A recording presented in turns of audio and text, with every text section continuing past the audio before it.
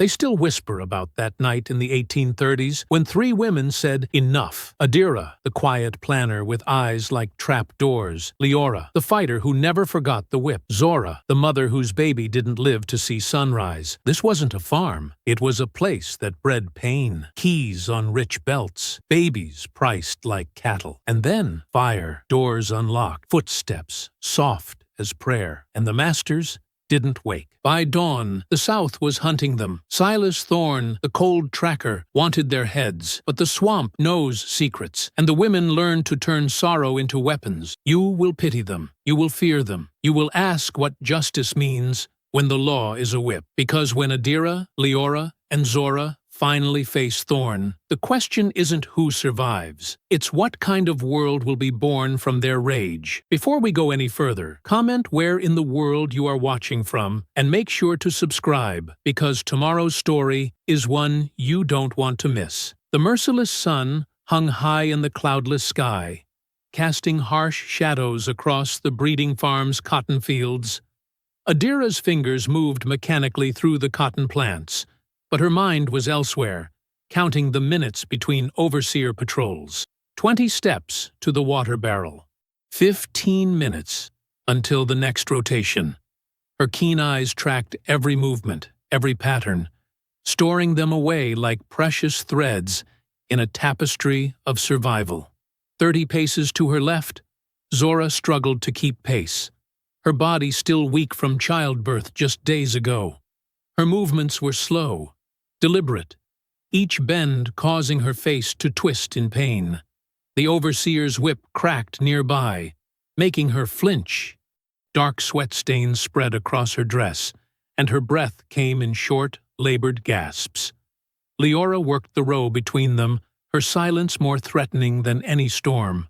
The thick scars around her wrists caught the sunlight, permanent reminders of the time she'd fought back.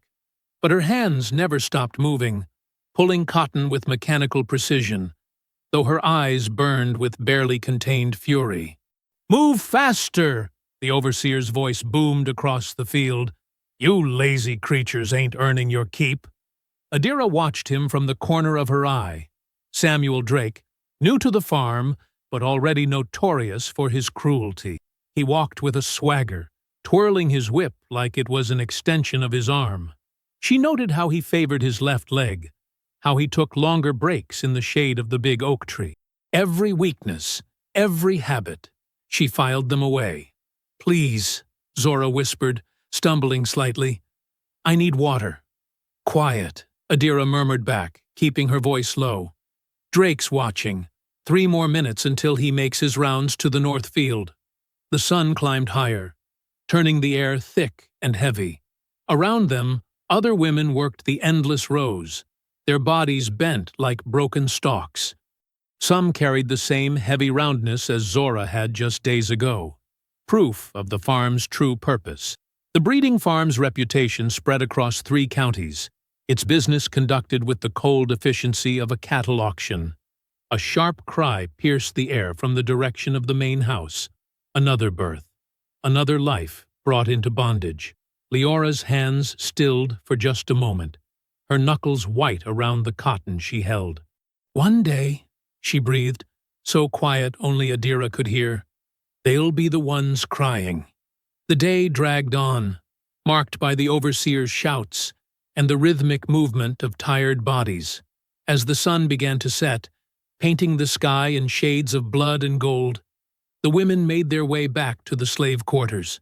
Zora could barely walk, leaning heavily on Adira's arm.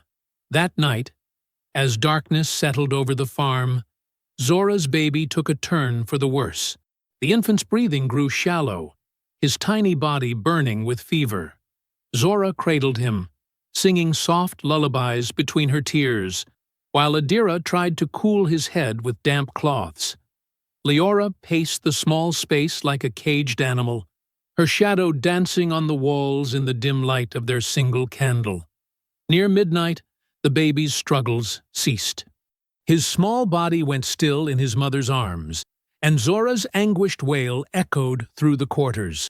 The sound drew the attention of the night guard, who burst in with Drake close behind. "What's all this racket?" Drake demanded, his face twisted in annoyance. "My baby," Zora sobbed, clutching the tiny bundle. "My baby's gone." Drake's laugh was cruel, echoing in the small space. "Well, ain't that a shame? Guess we'll have to reassign you sooner than planned. Can't have you taking up space without producing." Leora moved forward, but Adira's hand shot out, gripping her arm hard. The look that passed between them carried years of shared pain and rage. "Master Thompson already has a buyer lined up," Drake continued, seeming to enjoy Zora's grief. "Big man from Georgia. Likes them young and fertile. Might be just what you need to get over this unfortunate incident." He kicked the edge of Zora's skirt before turning to leave, the night guard following with a snicker. When their footsteps faded, Adira moved to Zora's side, wrapping her arms around the grieving mother. Leora stood rigid by the door, her voice tight with fury. "They treat us worse than their dogs, breeding us like animals, selling our babies, mocking our pain." Thunder rumbled in the distance, and the first drops of rain began to fall, pattering against the worn roof. The sound grew stronger, drumming above them like nature's own fury. In the dim light, Adira could see tears streaming down Zora's face as she rocked back and forth, her empty arms crossed over her chest. "We can't let them take you to Georgia," Leora said, her voice barely audible over the rain. "We can't let them do this anymore." Adira remained silent, her mind working like it did in the fields, calculating, measuring, weighing options. The rain grew heavier, creating a curtain of sound that would mask their words, perfect for plotting, perfect for planning. They huddled closer together, three women bound by pain and determination. The candlelight threw their shadows large against the wall, making them appear bigger than their circumstances. Zora's tears slowed, replaced by something harder in her eyes. Leora's rage simmered like a pot about to boil over. And Adira, her voice steady and sure, finally spoke. "Tomorrow night, we move." The rain continued its relentless drumming, nature's own conspiracy, keeping their whispered plans secret in the darkness. Dawn crept across the breeding farm like a guilty secret, painting the sky in shades of gray. Adira was already awake, had been for hours, standing near the doorway of the slave quarters. Her eyes tracked the guards' changing shifts, marking each detail with precision. Guard Thompson, the master's cousin, always started his morning rounds 5 minutes late, stopping to smoke his pipe behind the storage shed. Young Billy, barely 16, but already cruel as his elders, patrolled the eastern fence with a slight limp from a horse kick. Every weakness, every habit, Adira collected them like precious coins. Through the thin walls, she heard Leora's quiet movements. The scraping sound was barely audible, metal against metal, turning broken tools into weapons. They'd been gathering pieces for weeks, a broken plow blade here, a discarded nail there. Small things, easily missed in daily counts. Zora moved through her morning tasks like a ghost, her face carefully blank as she carried water to the main house. But Adira saw how her eyes lingered on the ring of keys at Mrs. Thompson's waist, how she noted which key opened which door. Even in her grief, Zora's mind worked like theirs, mapping every possible path to freedom. "Girl!" The shout made Adira flinch. Overseer Drake stood in the yard, already sweating in the morning heat. "Get to the washing! Them sheets won't clean themselves." Adira kept her eyes down as she hurried to the washing area, but her mind never stopped working. The washing shed sat between the main house and the overseer's quarters, perfect for watching both buildings. As she scrubbed sheets in the harsh lye soap, she counted footsteps, measured distance, noted patterns. Mid-morning brought Leora to the washing shed, carrying a bundle of dirty clothes.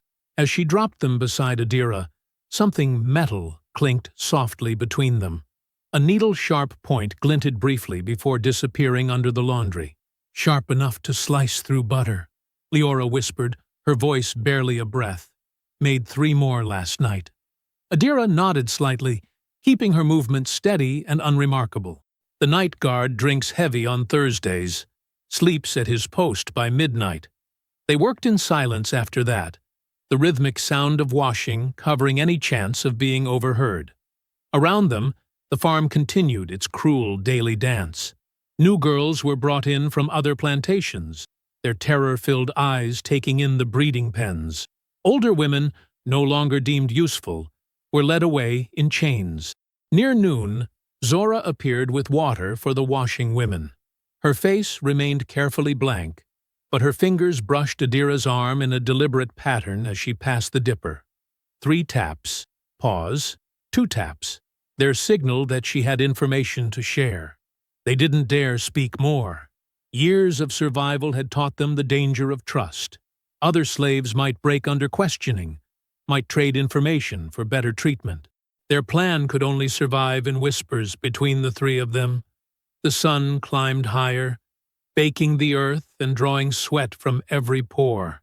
Adira's hands were raw from the lye soap, but she kept washing, kept watching.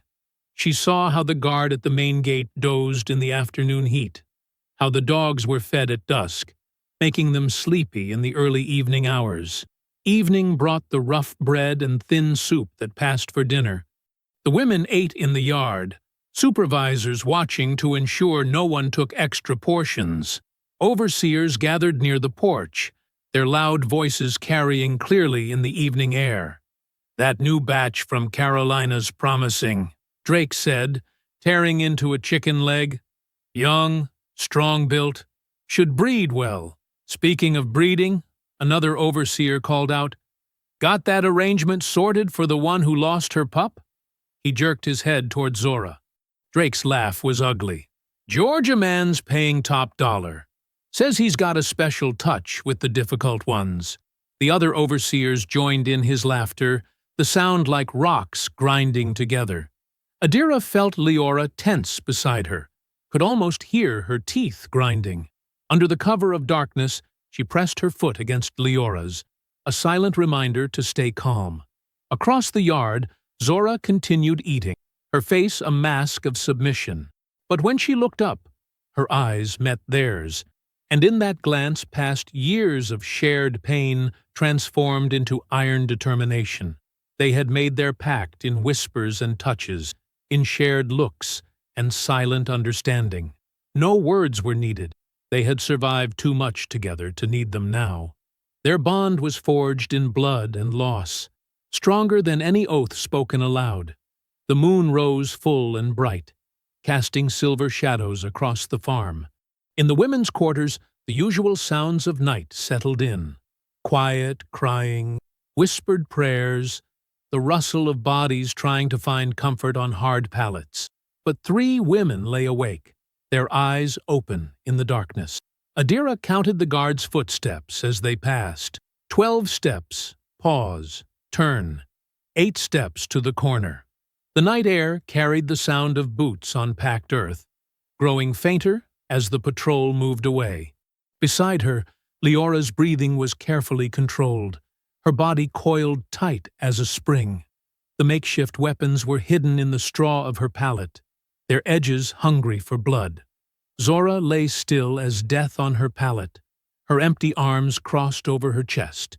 The memory of her baby's weight still haunted her, but tonight, that pain had crystallized into something harder, something dangerous. They listened as the night guard made his rounds, his footsteps growing distant. Beyond the walls, crickets sang their endless song. The moon climbed higher, casting bars of silver light through the cracks in the walls. In the distance, a dog barked once, then fell silent. The women remained awake, 3 separate hearts beating in terrible unison, waiting for tomorrow's night to fall. The moon hung full and cruel in the midnight sky, as 3 shadows slipped from the slave quarters. Their feet, calloused from years of labor, moved silently across packed earth. Adira led the way, stolen keys clutched tight in her trembling hands. Each step had been planned, rehearsed in her mind 1,000 times. Behind her, Leora's fingers curled around her makeshift blade. A broken plow piece honed sharp against stones. Her breath came in quiet huffs, like a predator scenting blood. Zora brought up the rear, torch unlit but ready, her movements steady despite the terror clawing at her chest. They paused at the corner of the building. Adira held up her hand, listening. From the stables came the sound of drunken humming. Overseer Drake, right where they knew he'd be, deep in his Thursday night whiskey. The women exchanged glances in the darkness. No words were needed. Leora moved first, her bare feet silent on the dirt. The stable door creaked softly as she eased it open. Thompson sat on an upturned bucket, bottle dangling from his fingers. He barely had time to look up before Leora was on him. One hand clamped over his mouth, stifling his startled cry.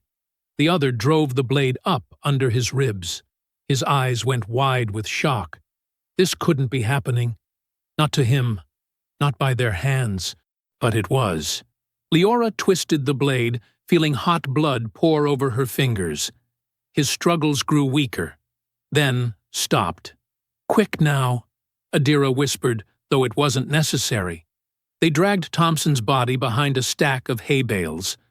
Zora's hands shook as she struck flint to steel, lighting the torch. Its flame cast dancing shadows on the stable walls. The breeding shed stood dark and terrible against the star-filled sky. How many women had suffered within its walls? How many children born into chains, torn from their mother's arms? Zora's empty arms ached with remembered loss. They moved like ghosts across the yard. Adira's keys opened the shed's heavy lock. Inside, the torchlight revealed empty chains hanging from walls, straw pallets stained with old blood. Memories of pain lived in every shadow. Zora touched the torch to a pile of straw. Flames leaped hungry into darkness. They fed the fire with blankets, with wooden pallets, with everything that would burn.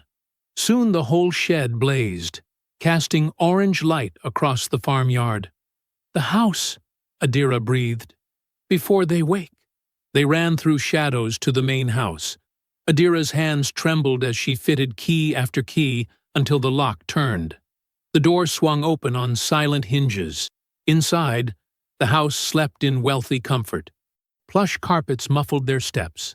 Fine furniture cast strange shadows in the darkness. Somewhere upstairs, a child coughed in sleep. Leora gripped her blade tighter. "I'll take the master. I'll handle the missus," Adira said, producing another sharpened metal shard from her dress. Zora nodded, torch held high. "I'll make sure none escape." They split up, moving through the house like avenging spirits. Leora took the stairs two at a time, finding the master's bedroom door. Inside, she could hear his heavy breathing. The door wasn't even locked. He'd never imagined his property would dare enter uninvited. The blade felt alive in her hand as she pushed the door open. Moonlight through gauzy curtains showed the master sprawled across his fine bed. His eyes opened as she approached, confusion turning to terror as he recognized her face. "You!"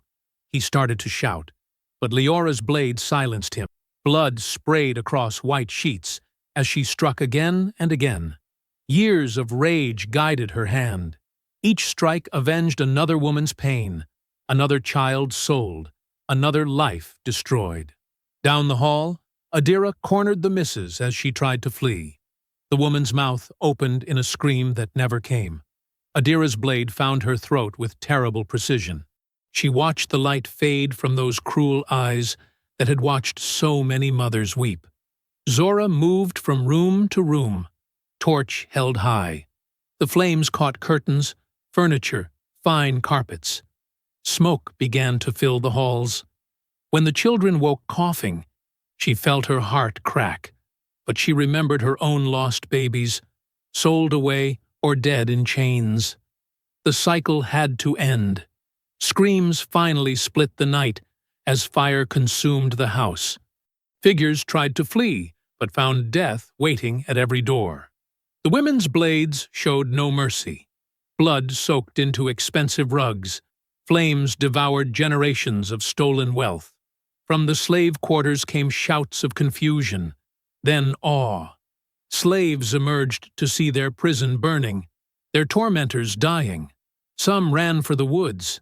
Others stood watching, faces lit by the inferno.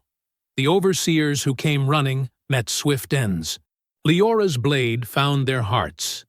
Adira's carefully planned attack left no escape routes. Zora's torch turned their fine clothes into funeral pyres.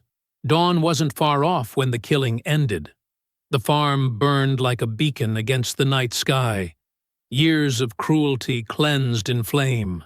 Smoke rose thick and black toward heaven, carrying the ashes of an evil place. The three women stood in the yard, blood-spattered and smoke-stained. Around them, the only sound was the crackle of flames. The breeding shed was nothing but glowing embers. The main house blazed like a fallen star. Leora spat on the blood-soaked ground, her blade still dripping. Her eyes reflected the flames, full of savage satisfaction. Years of rage had finally found release. Adira surveyed their work with grim calculation. The roads would soon be full of slave catchers. They had to move fast, had to disappear before the sun revealed their deed to the world. "It's done," she said quietly. "Now we run." Pre-dawn mist rolled thick across the swamp's edge, clinging to the reeds like ghost fingers. Adira, Leora, and Zora pushed through the dense vegetation, their dresses heavy with blood and sweat. Their bare feet sank into mud with each desperate step. Behind them, dogs' barks echoed through the darkness, still distant, but growing closer. "Keep moving," Adira whispered, helping Zora over a fallen log. The older woman's strength was failing after months of pregnancy and loss, but her eyes burned with determination. They had to put as much distance as possible between themselves and the burning farm. Leora brought up the rear, still gripping her bloody blade. Every few steps she'd turn, scanning the darkness behind them. Her shoulders were tense, ready to fight if the dogs got too close. The weapon had become part of her now, an extension of her fury. They reached the first stretch of water, black and still in the pre-dawn gloom. Spanish moss hung from cypress trees like burial shrouds. Somewhere in the darkness, an owl called. "We have to cross," Adira said, testing the depth with a stick. "The water will hide our scent." Zora hesitated at the water's edge. "The current is slow here," Adira assured her. "I've watched these waters for months. This is our best chance." They waded in carefully, the cold water rising past their knees, their waists. The mud sucked at their feet with each step. Insects buzzed around their faces.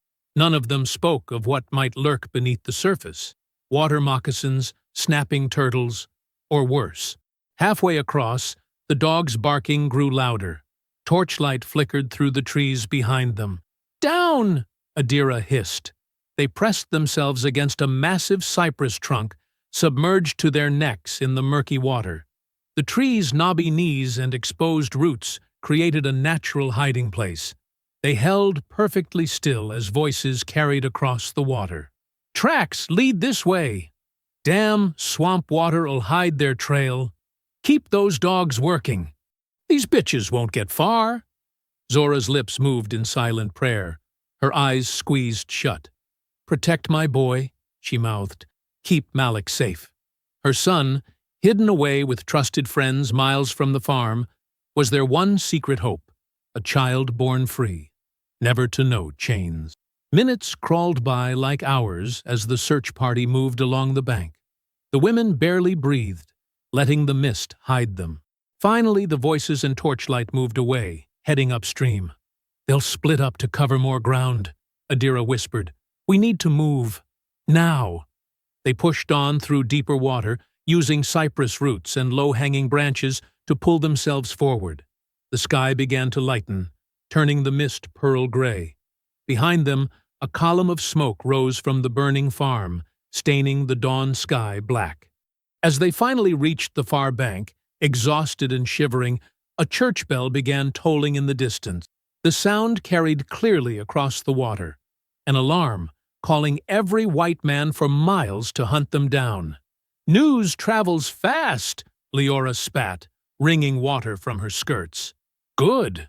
Let them know what we did. Let them be afraid. Fear will make them cruel," Adira warned, helping Zora up the muddy bank. "We need to find shelter before full light." In the growing dawn, they could see the town's steeples rising above the trees, several miles away. Smoke from morning cook fires rose straight up in the still air. It looked peaceful, ordinary, but they knew better. Behind those neat white walls, terror and rage were spreading like wildfire. In town, Silas Thorne sat in the tavern, listening to the breathless accounts of survivors from outlying farms. His scarred hands clenched around his coffee cup as details emerged. The breeding farm destroyed, the masters and their families slaughtered. 3 slave women vanished into the swamp. He recognized the description of the women immediately. He'd been an overseer at that farm years ago, before moving on to more profitable work as a slave catcher. He remembered Adira's quiet watchfulness, Leora's barely contained rage, Zora's gentle strength. He'd never imagined they'd dare something like this. "I'll take the job," he announced, cutting through the tavern's anxious chatter. "I know these women. I know how they think."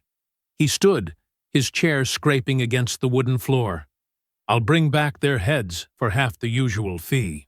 Meanwhile, deep in the swamp, the women found a small clearing screened by thick vegetation. They collapsed onto the damp ground, muscles trembling from exhaustion.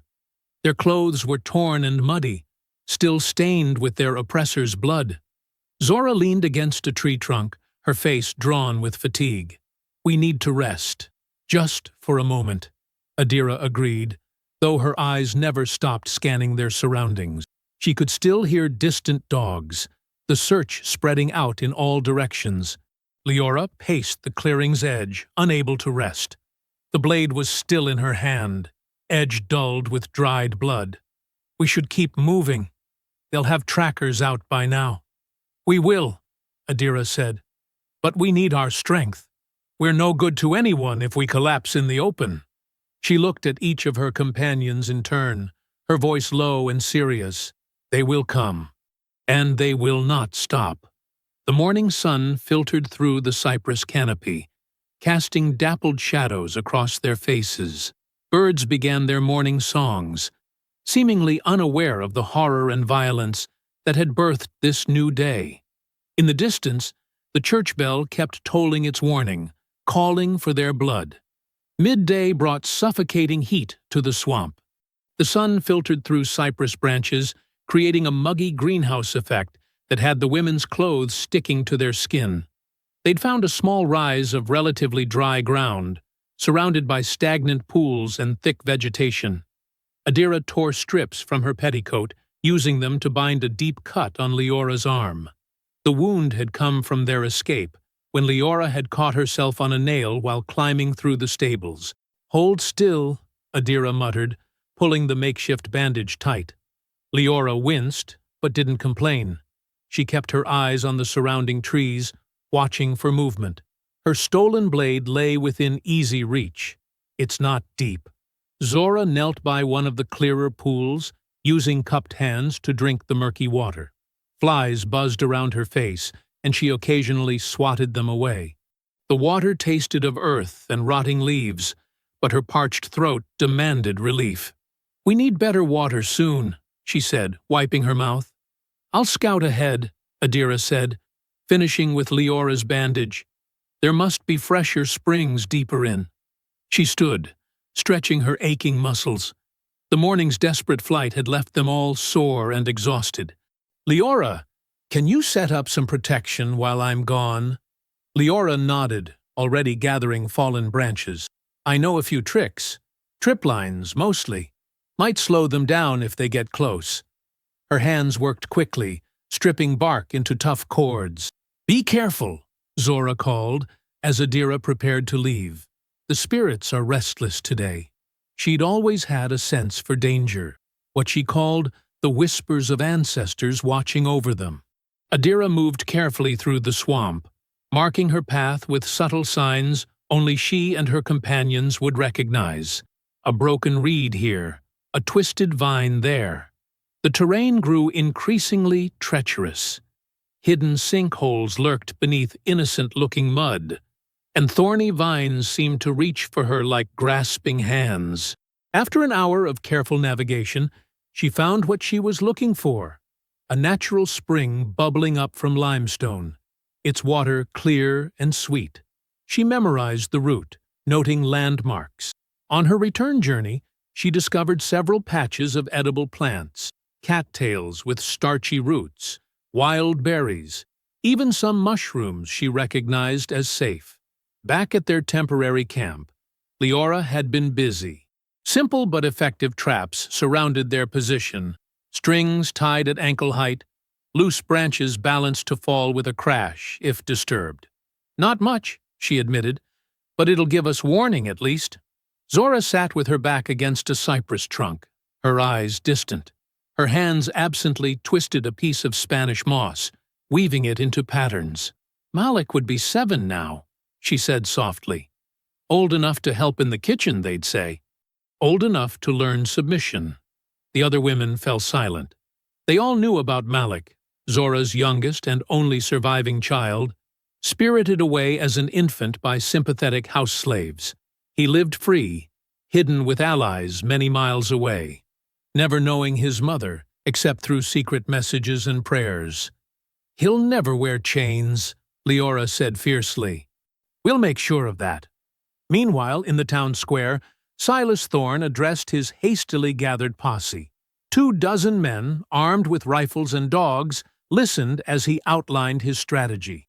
His scarred face twisted with contempt as he spoke. "These women think they're clever," he said, checking his pistols. "They'll stick to the deep swamp, use the water to hide their trail. But I know they're kind. Pride will make them reckless. They'll need supplies, shelter."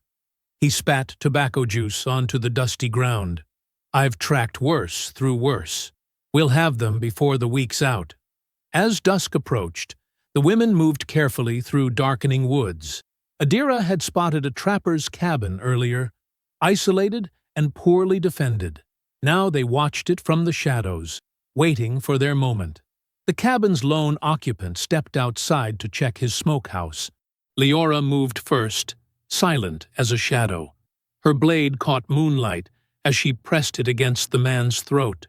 "Not a sound," she whispered. They took what they needed: blankets, dried meat, a tinderbox, and most precious of all, a water skin. Adira found a small bag of cornmeal while Zora discovered hooks and line for fishing. They worked quickly, efficiently, leaving the trapper tied but unharmed. "Remember our faces," Leora told him as they left. "Tell them what we took. Tell them we're not afraid." Deeper in the swamp, they finally allowed themselves the luxury of a small fire, carefully screened by vegetation. The flames cast dancing shadows on their tired faces as they huddled close, sharing their first real meal since their escape. The dried meat was tough, but filling. They passed the water skin between them, each taking careful sips. The fire's warmth seemed to ease some of their exhaustion, though they remained alert to every sound in the darkness. "We could keep running," Zora said quietly, staring into the flames. "Find our way north, maybe." Leora shook her head. "They'd never stop hunting us, and others would suffer for our escape."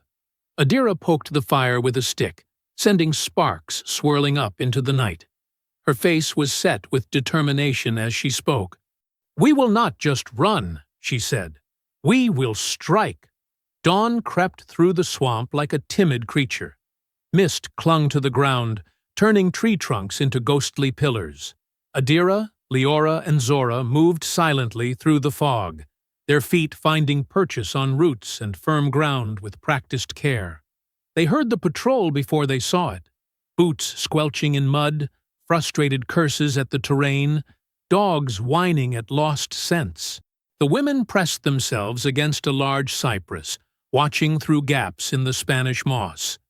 "Spread out," ordered a gruff voice. "They can't be far. Check every hollow tree, every deep pool." 6 men moved through the mist, rifles ready. 2 held straining dogs on leather leashes. Their confidence was obvious in their careless steps and loud voices. They thought themselves the hunters. Adira caught Leora's eye and made a subtle gesture. Leora nodded, understanding the silent command. They had prepared for this during the night, setting subtle traps throughout their chosen territory. Now it was time to use them.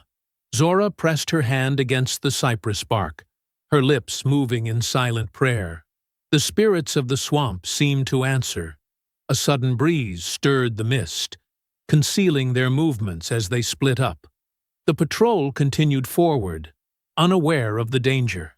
The first trap was simple but effective. A tripwire of tough vines stretched between trees.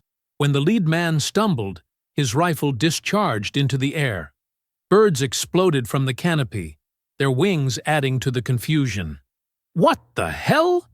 Another guard stepped backward, right into a patch of seemingly solid ground. The carefully concealed pit swallowed his leg to the knee. His scream echoed through the trees. The dogs went wild, pulling against their leashes in different directions. The mist made it impossible to tell where the attacks came from. Shadows seemed to move on all sides. Leora struck first, emerging from behind a fallen log. Her blade opened the nearest guard's throat before he could raise his rifle. She disappeared again into the fog as his body fell. "They're here!" someone shouted. "Form up! Form!" Adira's thrown knife found his chest. The remaining guards fired blindly into the mist, their shots harmless against ghosts. One of the dog handlers turned to run. Zora rose from behind a curtain of moss, wielding a heavy branch. The sickening crack of wood against skulls silenced his retreat. The last 2 guards stood back to back, their rifles shaking. "Devils!" one whispered. "Which women?" "Worse," Leora's voice seemed to come from everywhere at once. "We are justice." The attack was swift and brutal. When silence returned to the swamp, only the women remained standing. The dogs had fled, their leashes trailing behind them.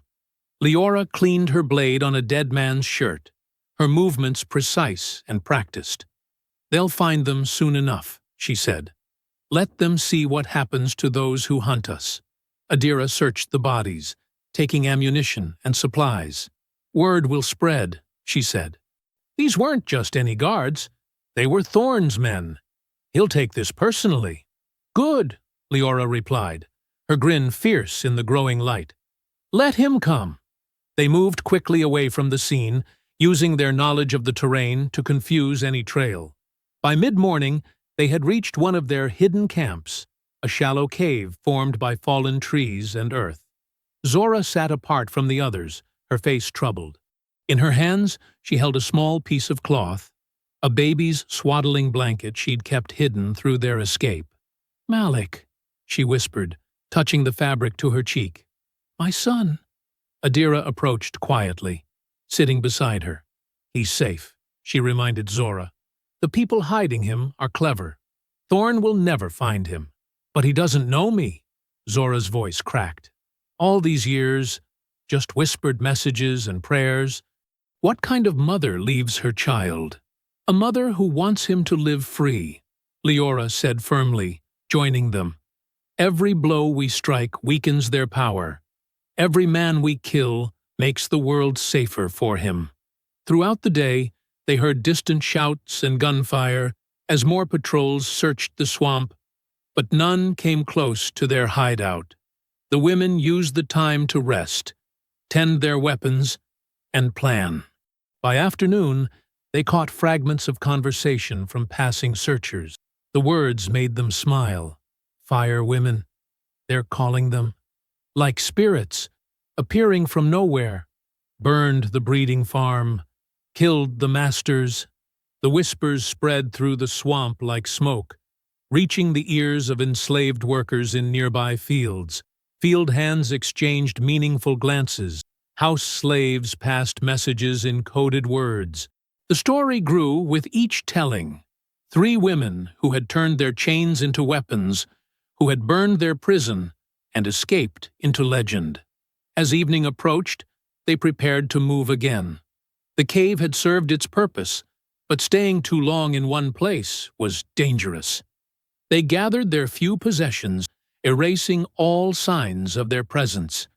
Leora checked her blade one final time. The metal still stained despite her cleaning. Her eyes gleamed with satisfaction as she remembered the morning's battle. "They think they hunt us," she said, her voice full of dark promise.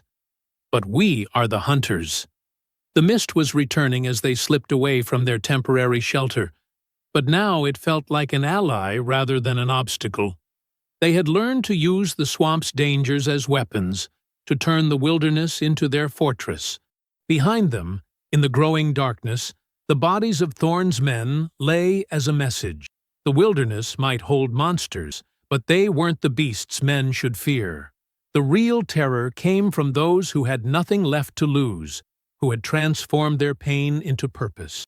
The 3 women moved like shadows through the gathering dusk, their feet sure on the treacherous ground. They were no longer just escapees. They had become something else, a nightmare for those who had thought themselves masters, a whispered hope for those still in chains. Shadows lengthened across the cane field as the sun dipped toward the horizon. Adira, Leora, and Zora lay flat against the warm earth, watching the Whitfield plantation house through the tall stalks. The sweet smell of crushed sugar cane filled their nostrils as they crawled forward, inch by careful inch. On the wide plantation porch, 4 overseers lounged in rocking chairs, their laughter carrying across the field. Empty bottles littered the wooden boards at their feet. A 5th man stumbled out through the screen door, carrying fresh drinks.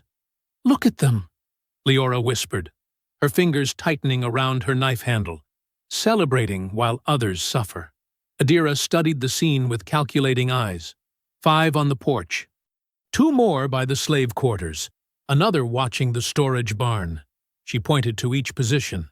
The master's away, only his son drinking with the overseers. Zora shifted beside them, her gaze moving to the slave quarters where women hung washing in the dying light. Children darted between the lines of clothes, their play subdued and watchful. "So many," she murmured. "Can we protect them all?" "We give them the chance to run," Adira replied. "That's all we can offer." They waited as the sky darkened to purple. The overseers grew louder, their words slurring.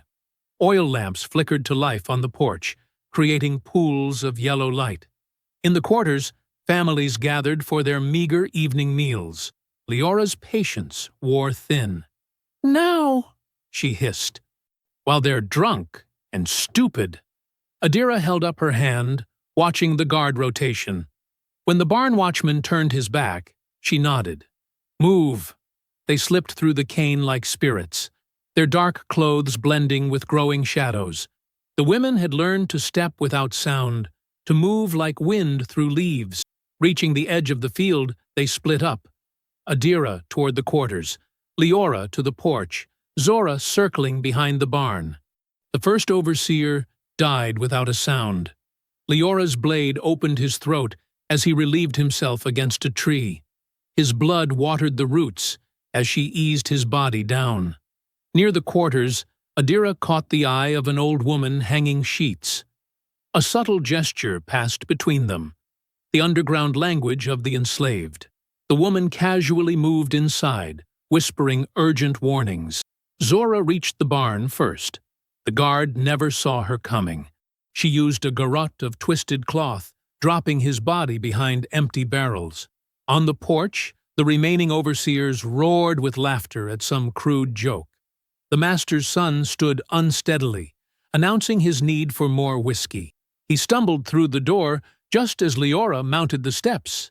"Evening, gentlemen," she said softly. They turned, alcohol-soaked minds slow to recognize danger. By then, her blade was already moving. The chaos erupted like a thunderstorm. Screams split the night. 2 overseers died where they sat. Throats opened to the stars. Another managed to draw his pistol, but the shot went wild as Leora drove her knife into his chest. The last overseer ran, boots pounding across the porch boards. He made it 3 steps before Adira's thrown blade found his back. He pitched forward into the dirt. Inside the house, the master's son was screaming for help. Leora kicked in the door, her blade dripping red in the lamplight. His final prayers went unanswered. Meanwhile, the quarters erupted with activity. Men and women who had waited years for this moment seized their chance. They poured out into the night, some running for freedom, others turning to fight. Rocks and tools became weapons in willing hands. "The barn!" Zora shouted. "Burn it all!" Torches appeared as if by magic. The dry wood of the storage barn caught quickly, flames reaching for the sky. Someone started singing, an old spiritual with new words about vengeance and freedom. More buildings began to burn. The cooking house, the equipment shed, the overseer's quarters. Fire painted the night in shades of orange and red. Adira organized the chaos, directing people toward the swamp paths she knew were safe. "Stay together," she ordered. "Help the children and elderly. Don't stop until you reach the free settlement." Some of the newly freed chose to stay and fight. A young man named Elias approached the women, speaking for several others. "We want to join you," he said. "Teach us to hunt them like you do." Leora grinned, clapping him on the shoulder. "Welcome to the army of the night, brother." They gathered in the cane field as the plantation burned behind them. Someone had found the master's store of whiskey, and bottles passed from hand to hand. Women hugged and cried. Children stared at the flames with wide eyes, too stunned to be afraid. "Freedom," an old man whispered, tasting the word like sweet water. "Freedom." Zora led them in a prayer of thanksgiving, her voice strong and clear above the crackling flames. Others joined in, their words a hymn of defiance and hope. But Adira couldn't celebrate. She watched the darkness beyond the fire's light, knowing their victory would bring swift response. "We need to move," she said finally. "Dawn's coming." They separated into groups, taking different paths into the swamp. The women made sure each group had a guide who knew the safe routes, the secret ways through water and wilderness. As the first hint of gray touched the eastern sky, Adira, Leora, and Zora melted back into the swamp's embrace. Behind them, smoke rose from the ruins of Whitfield Plantation. The air smelled of ash and possibility. Later that morning, Silas Thorne's horse picked its way through the destruction. He dismounted by the burned porch, studying the overseers' bodies with cold eyes. Kneeling, he traced a finger through blood-dried black in the dirt. "I'll drag their corpses through the dirt," he promised the empty air, his voice flat with certainty. But the women were already far away, leading their growing band of followers deeper into the swamp's dark heart. In the fading light of evening, a hidden camp nestled deep in the swamp buzzed with quiet activity. Freed men and women moved between makeshift shelters, speaking in hushed tones. The air was thick with mosquitoes and the sweet rot of vegetation. Zora sat apart from the others, perched on a fallen cypress log. Her fingers traced the edges of a small cloth scrap, a piece of Malik's baby blanket she'd kept close since leaving him. The familiar texture brought both comfort and pain. Softly, she hummed an old lullaby, the same one she'd sung to him as an infant. Nearby, Adira cleaned her knife while watching the newcomers from the Whitfield plantation settle in. Some still bore marks of chains, their ankles raw and bleeding. Others showed older scars, testimony to years of brutality. She catalogued each face, memorizing who could fight, who needed protection. Leora paced the camp's edge like a caged panther, her energy barely contained. The raid's success had only sharpened her hunger for more action. "We should hit the Maxwell place next," she said, pausing near Adira. "Their defenses are weak." "We need to rest," Adira replied without looking up. "Let the heat die down." "Heat?" Leora scoffed. "They're already hunting us. Might as well give them something to chase." Their argument was interrupted by Elias, one of the men from Whitfield, crashing through the undergrowth. His face was streaked with sweat, eyes wide with panic. "Riders coming!" he gasped. "Not here, but news from town." The camp erupted in frightened whispers. Adira stood, her voice cutting through the chaos. "What news?" Elias caught his breath, looking at Zora with pained eyes. "It's Silas Thorne. He took." He swallowed hard. "He has the boy, Malik." The lullaby died on Zora's lips. The scrap of cloth slipped from her numb fingers into the mud. For a moment, she sat perfectly still, as if turning to stone. "How?" Adira demanded, but Elias shook his head. "Don't know. But Thorne's bragging about it in town. Says he'll trade the boy for surrender." Zora's wail of anguish shattered the evening quiet. Birds took flight from nearby trees. She collapsed forward, her body racked with sobs. "My boy, my baby boy." Leora cursed viciously, kicking a water bucket. It spilled across the ground, dark liquid seeping into the earth. "I'll gut him," she snarled. "I'll cut him apart while he breathes."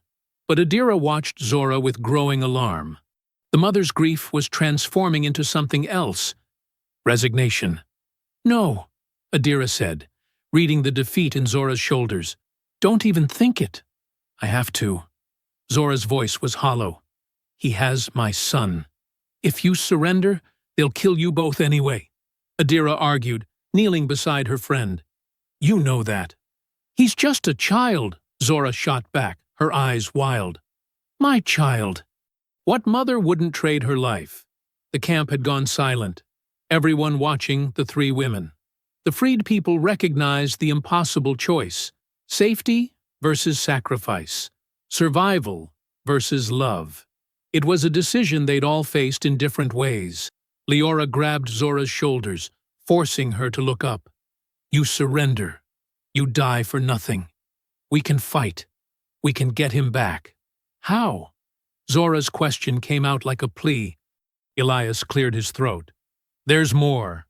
Thorne's setting up in the old trading post, deep in the swamp. Got about 20 men. They're expecting you to come in from the north, following the main water path."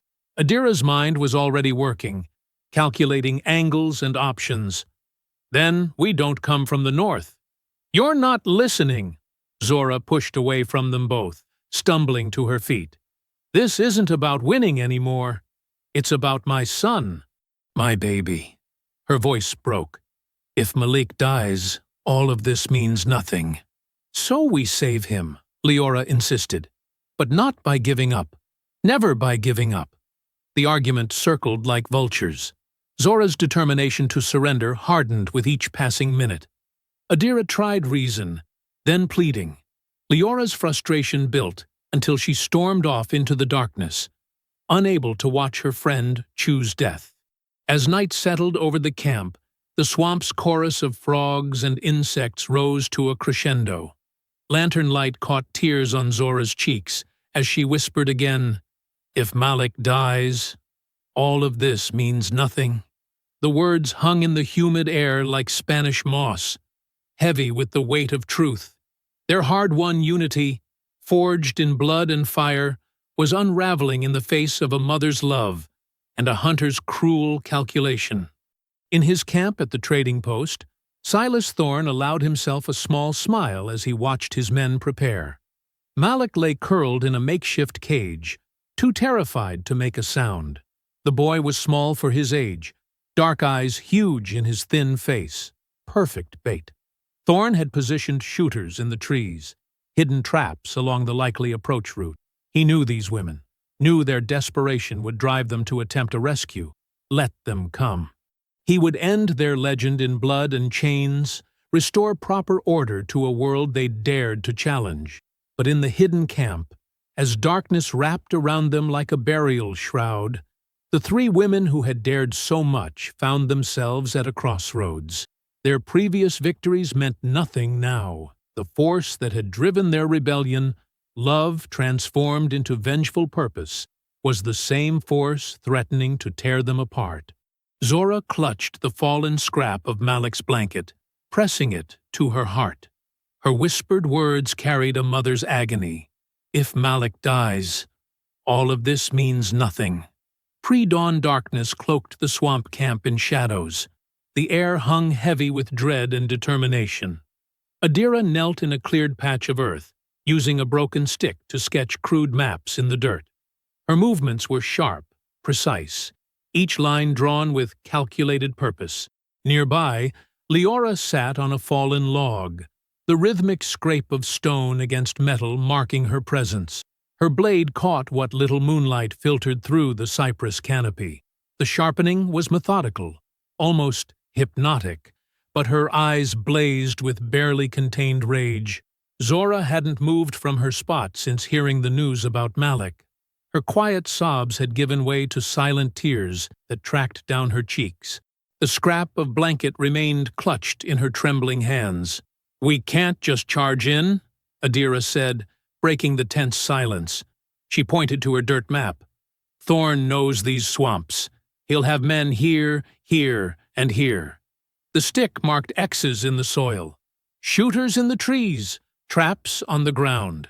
"Then we kill them all," Leora growled, testing her blade's edge with her thumb. "And get Malik shot?" Adira's voice was sharp. "Think! Thorne expects desperation. He wants us charging straight into his guns." "While my son suffers," Zora whispered hoarsely. Adira stood, brushing dirt from her knees. "Listen to me, both of you. We didn't survive this long by being stupid. Thorne thinks he knows us, knows our pain, our rage." She looked at Leora. "But he forgets what else we learned on that farm." "What's that?" Leora asked, pausing her sharpening. "Patience." Adira's eyes gleamed in the darkness. "The art of waiting for the right moment. And we learned something else, too." She turned to the gathered runaways. "We learned we're not alone anymore." Elias stepped forward, followed by others from the Whitfield plantation. "What's the plan?" Adira crouched again by her map. "Thorne expects 3 desperate women. Instead, we'll give him chaos." Her stick traced new lines. "We start fires here, here, and here. The smoke will thick the air, blind his shooters. The swamp itself becomes our weapon." Understanding dawned on Leora's face. "Like when we burned the farm?" "Exactly." Adira nodded. "But this time, we have more hands, more minds." She looked at the gathered faces. "Some of you know these swamps better than Thorne ever could." An older man named Jacob spoke up. "There's sinkholes near the trading post, hidden under moss and mud. One wrong step." "Perfect." Adira's stick marked more spots. "We'll guide them right into nature's traps. String vines between trees, just above head height. In the smoke, they won't see them." The plan took shape as more voices joined in. Women who'd worked the swamp's edge knew where the ground was treacherous. Men who'd hidden from patrols pointed out blind spots in Thorne's likely defenses. Zora finally stirred, her voice rough from crying. "But Malik, we'll be safer in chaos than in a direct assault," Adira assured her. "Thorne's men will be too busy saving themselves to watch one small boy." The camp burst into action. Some gathered dry tinder and pitch-soaked wood. Others wove vines into simple but effective traps. Small groups slipped out to dig hidden pits, covering them with fragile layers of branches and leaves. Leora organized the fighters, distributing what weapons they had: knives, clubs, a few stolen pistols. "Remember," she instructed, "let the smoke and swamp do most of the work. Strike fast, then vanish. Make them think we're everywhere." The sky began to lighten, a faint gray glow seeping through the trees. The air grew thick with anticipation. Adira moved between groups, checking preparations, adjusting positions. Her calm demeanor steadied nerves, gave purpose to fear. "Watch for the signal," she reminded everyone. 3 short bird calls means the fires start. Let the smoke build before anyone moves. Zora stood at last, tucking Malik's blanket scrap into her shirt, close to her heart. I should be near the trading post, she said. When there's a chance to reach him? We'll be ready, Adira promised, gripping her friend's hand.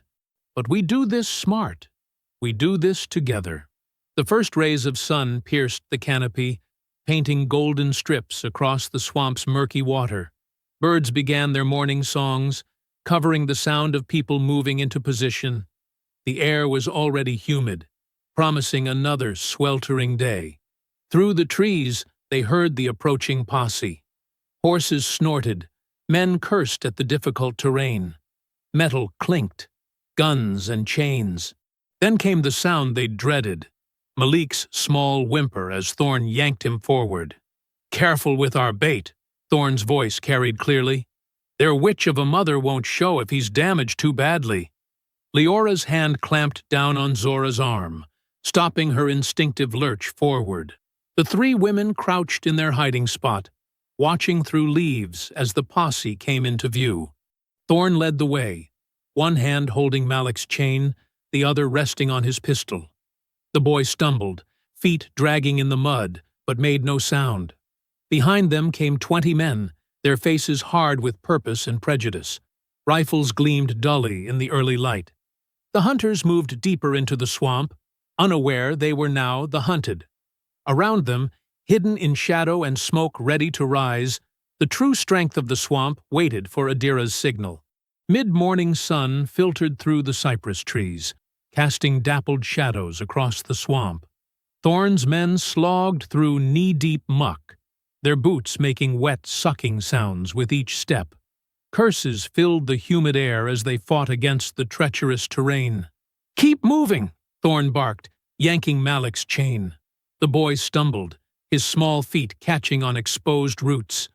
Fear made his movements jerky, uncertain. His eyes darted between the trees, searching for his mother. "This is fool's work," one of the men grumbled, swatting at mosquitoes. "Could be anywhere in this devil's swamp." "They're here," Thorne said with cruel certainty. "Watching us right now. I'd bet my life on it." He pulled Malik closer, using him as a shield. "Aren't they, boy?" Malik said nothing, but his lower lip trembled. Behind them, the posse spread out in a ragged line, rifles ready. Sweat soaked through their shirts despite the morning hour. The swamp's stillness felt unnatural, threatening. Hidden in the shadows, Adira raised her hand. The signal passed silently through the trees.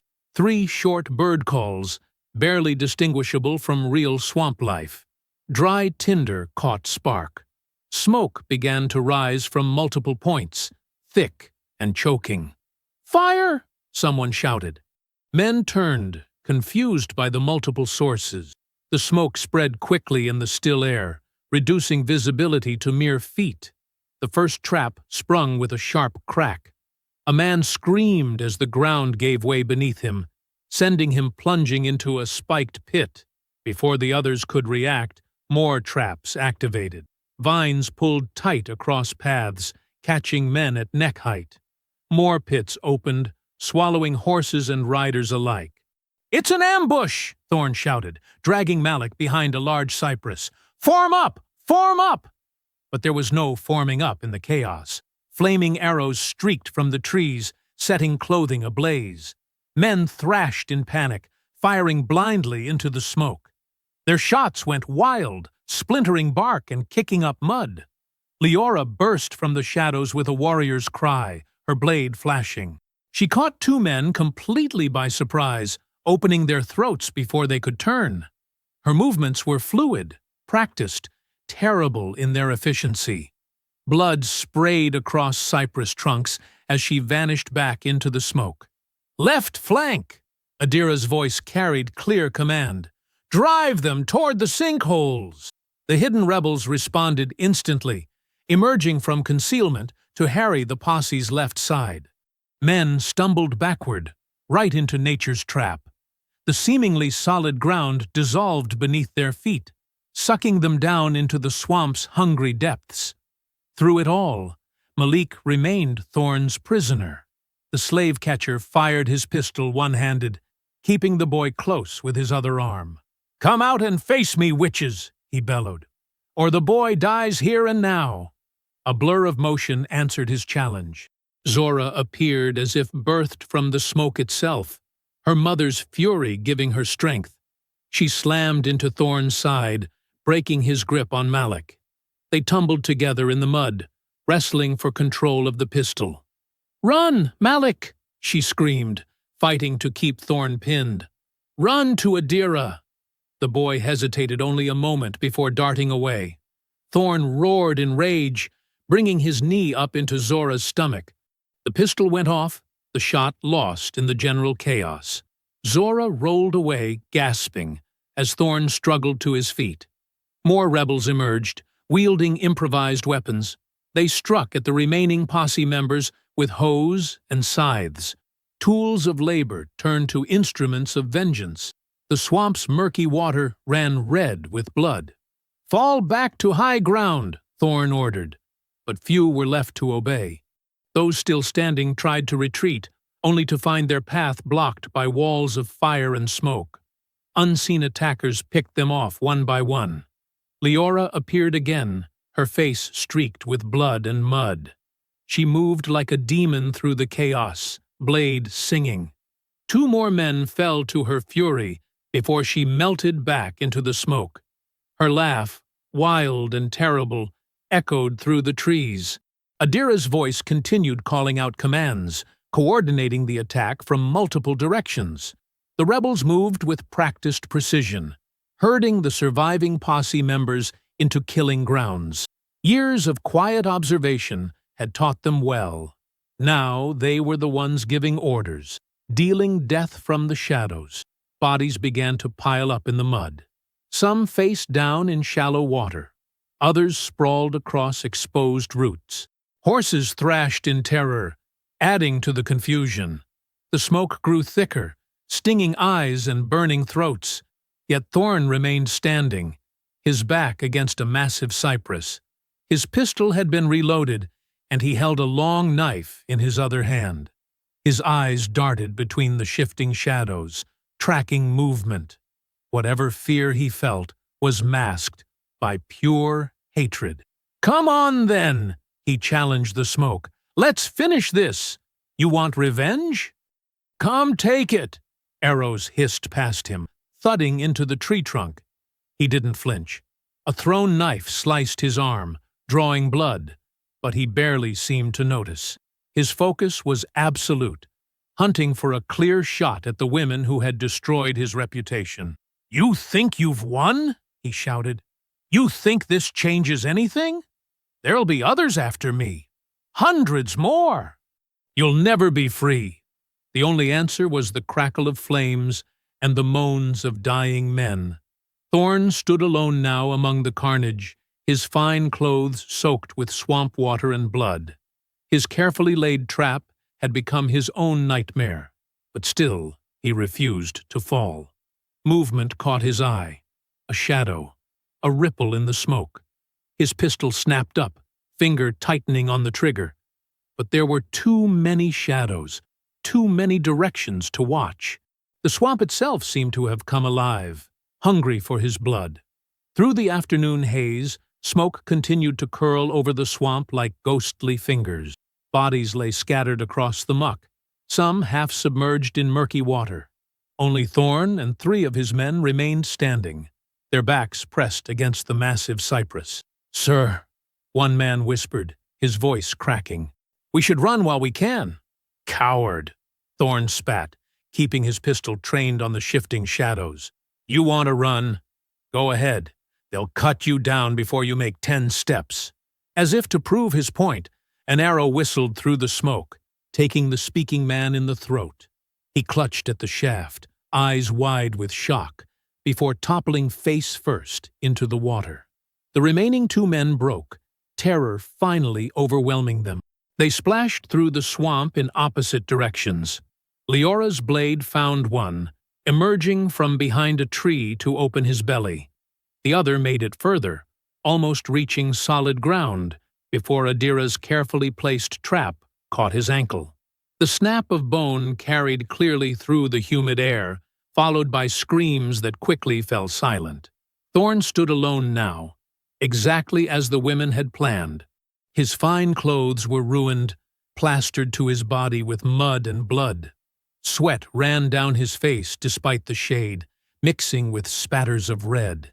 His eyes held a wild light, the look of a predator who suddenly realized he had become prey. "Is this what you wanted?" he shouted at the smoke. "To die in this mess of mud and shit? Because that's all you'll get. You're the only one dying today." Adira's voice came from somewhere to his left. Thorne spun, firing. The shot vanished into empty shadows. "We've been planning this since you first hunted our people," Leora called from the right. Another shot. Another miss.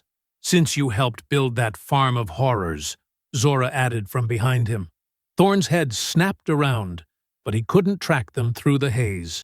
The women were moving constantly, their voices coming from new directions each time they spoke. They had learned this tactic from years of observation: how to disorient, how to confuse, how to strike from unexpected angles. "That farm was mercy compared to what you deserve," Thorne snarled, trying to watch all directions at once. "Animals need to be bred proper, need to be controlled." "We are not animals," Adira said, closer now. Thorne fired again, his shot kicking up mud where she had been a moment before. "We are not property," Leora growled, so near he could almost feel her breath. He slashed with his knife, cutting only air. "We are mothers," Zora whispered right behind him. Thorne spun, but his boot slipped in the mud. He stumbled, catching himself against the cypress. That moment of imbalance was all they needed. The women emerged from three directions at once, converging on their tormentor like avenging spirits. Adira drove her shoulder into his chest, knocking him fully off his feet. The pistol flew from his grip, disappearing into the muck.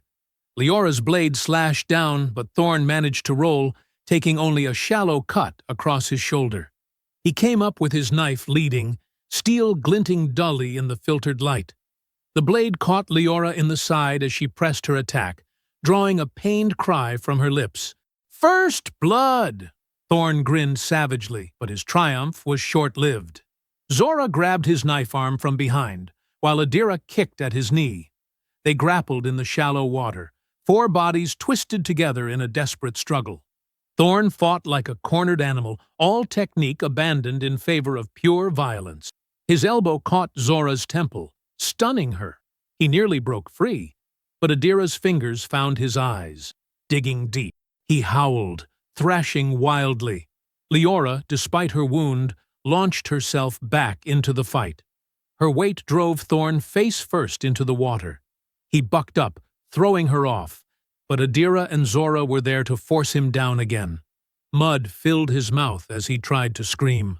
"For every child torn from their mother," Zora hissed, pressing harder.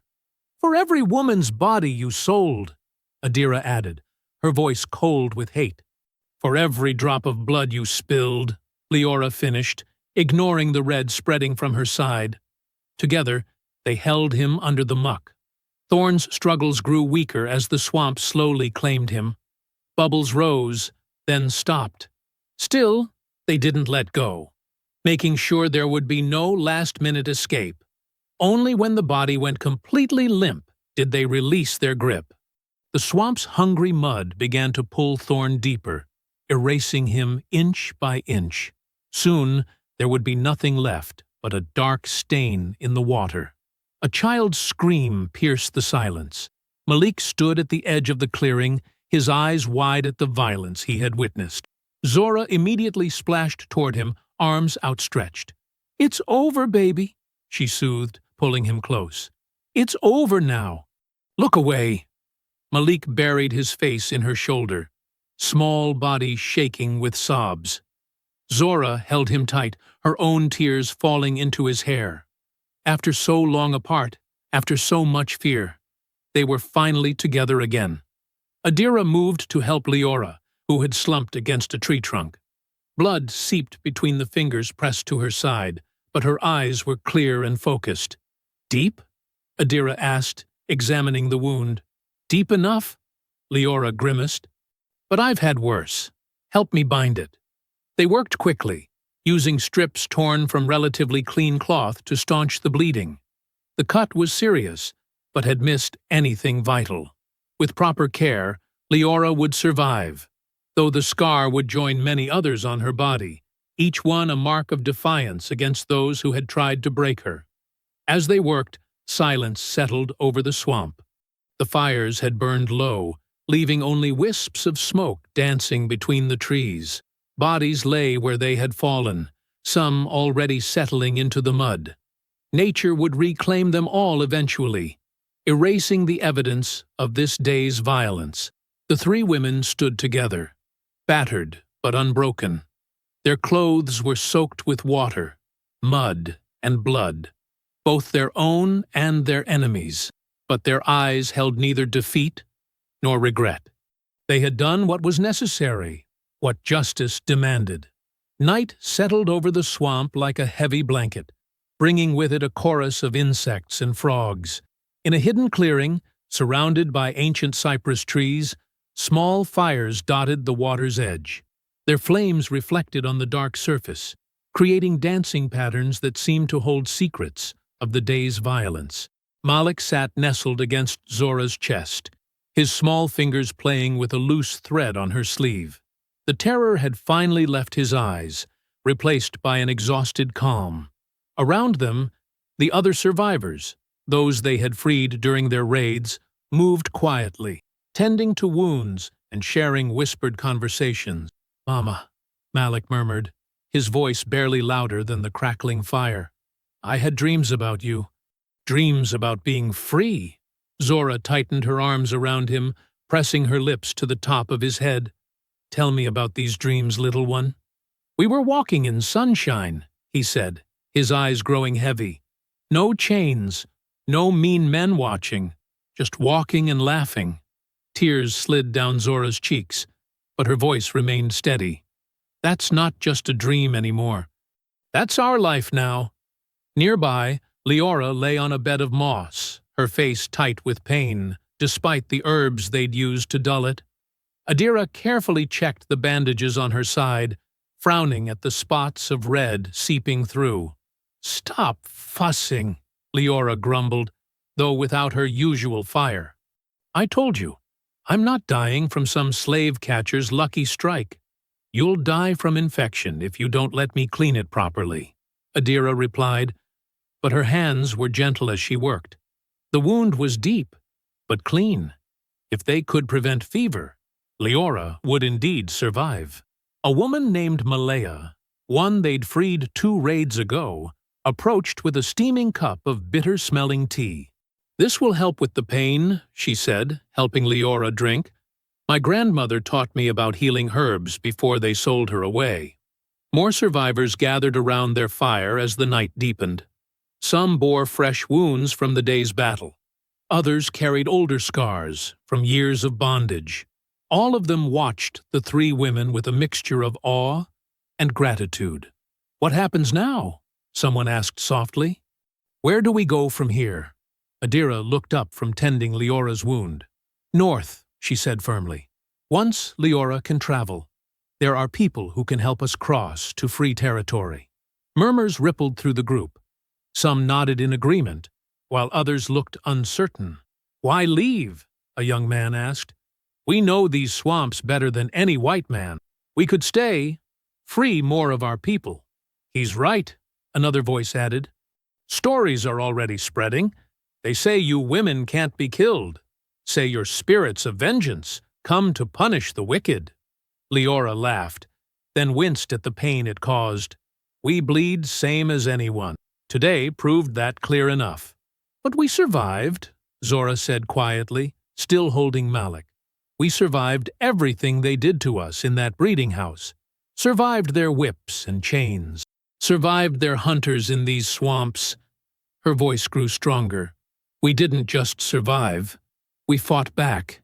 The flames cast shifting shadows across their faces as they remembered the horror of the breeding farm, where their bodies were used like livestock, remembered the night they burned it all down, turning their pain into righteous fury.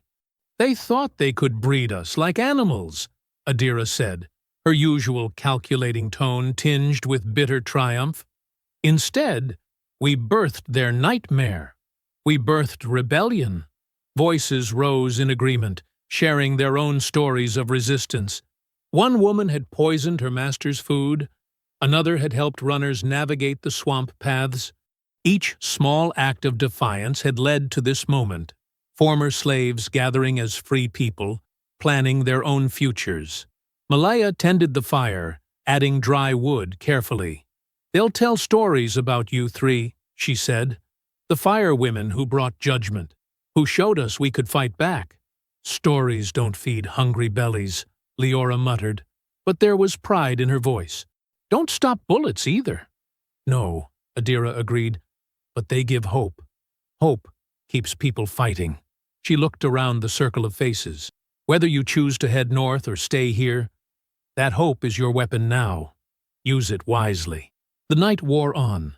People drifted to sleep in small groups, always with someone keeping watch. Malik had long since dozed off in Zora's arms, his face peaceful for the first time since his rescue.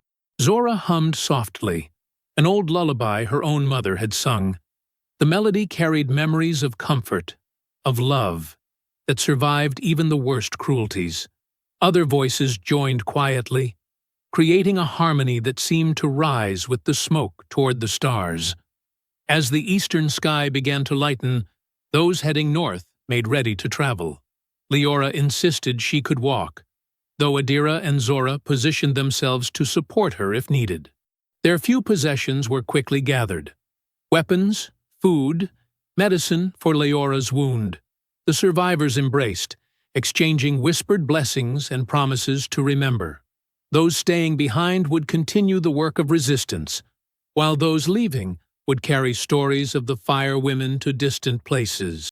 Mist rose from the water as dawn approached, turning the swamp into a dreamlike landscape. The three women stood together, Malik still sleeping against Zora's shoulder.